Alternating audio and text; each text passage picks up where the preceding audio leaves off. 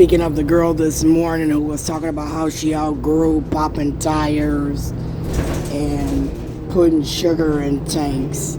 When it comes to behaviors of women that we outgrow, I put a token in. I wasn't gonna pay, but as I seen the bus approaching, I had this bad vibe.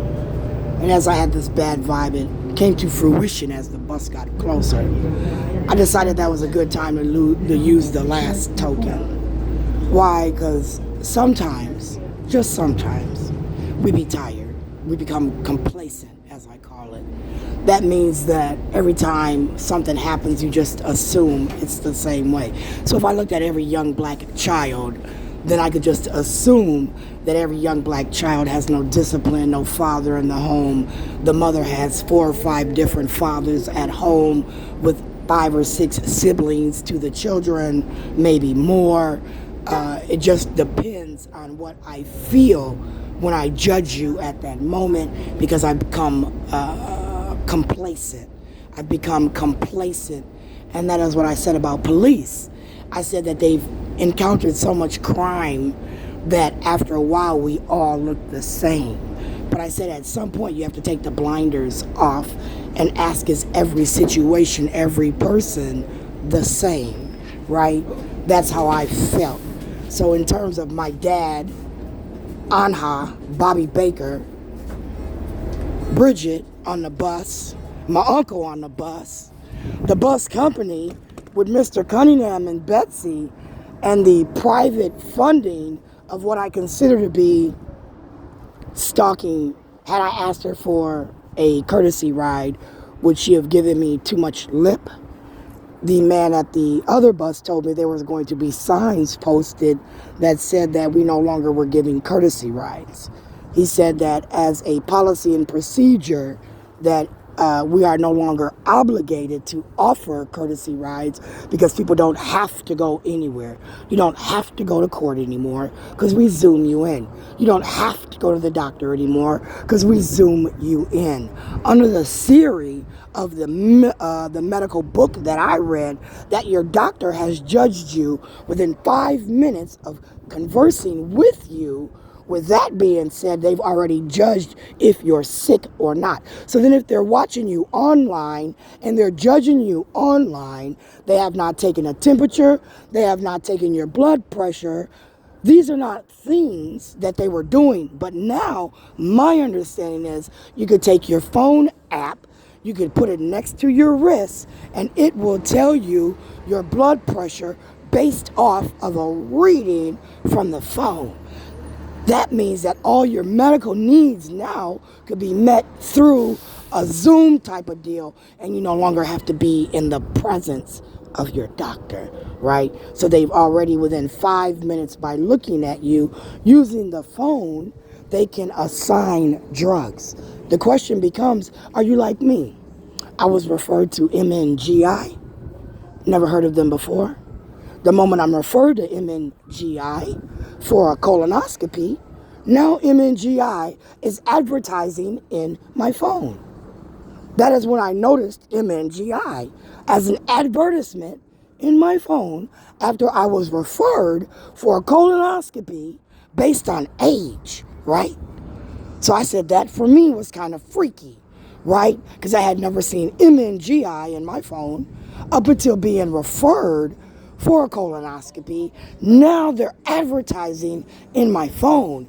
And it felt like to me that I was targeted again by this group of Zoom people where they were zooming in at will, 24 hours a day, 7 days a week, real time as they called it, accessing you to decide your supports and services. That means that today you might need the police. The police might run up on you. So every time I see a police, a female officer, depending upon what I am or am not doing, I get a little paranoid. Every time I thought that under Barack Obama, as we are in office, the things that he is doing is going to happen. So from 2007, when he was elected, put in office 2008 to 2013, I thought, because 2008 plus 5, we elected a new POTUS I lost track of how we put them in office. I thought we elected them the year before they went into office. Now it feels like they're elected the year after. So then I started to think, when Barack Obama was in office and he created policy the first years he was in office, the first term, did it go into effect the second term? And then when he left office, did the other parts go into effect? So from 2014 to 2018 was his policies and procedures being implemented, right? I started to ask these questions because of what was going on in my life when it came to what I consider to be AI technology, based on me not wanting a free government phone. I thought that if I got a free government phone under conspiracy theory that I had, my little warped mind, the government would have too much access to me through my phone, right? So I didn't really want to do everything on my phone, except for now, all the applications I filed had to go through the phone, right? I went to the tax office to argue about my identity, they said, because I needed to have identity PIN in order to file taxes now. I didn't need an identity PIN before, but now I needed an identity PIN. And I didn't get an identity PIN after, again, 2014-15, because when I worked at Hy-Vee and I was supposed to report that, and I reported it because I went to H&R Block and had my taxes done, they said you don't have an identity PIN, so you're not getting your money back. And then because we started arguing for years, you could only get them on the phone at tax time. After tax time, I could never get these people on the phone. So it would take me years to argue about my taxes that was due me. And then I said, that's freaky. So as it's freaky and I'm arguing about my taxes, I got another job. And as I got another job, I made another certain amount of money. And as I made this certain amount of money and I'm supposed to report it, I reported it, and they said at H&R Block, you're going to get this amount of money back. But you didn't have a PIN.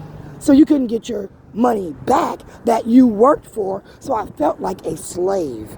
I went back to the AI technology where some black woman looking like Roxana Pricey Suk told me that under PTSD, post-traumatic slave disorder, that you was going to feel like a slave. So then I thought that working at Kowalski's, and they took my money, and they were funding other things, and then I worked at Hy-Vee, and they took my money.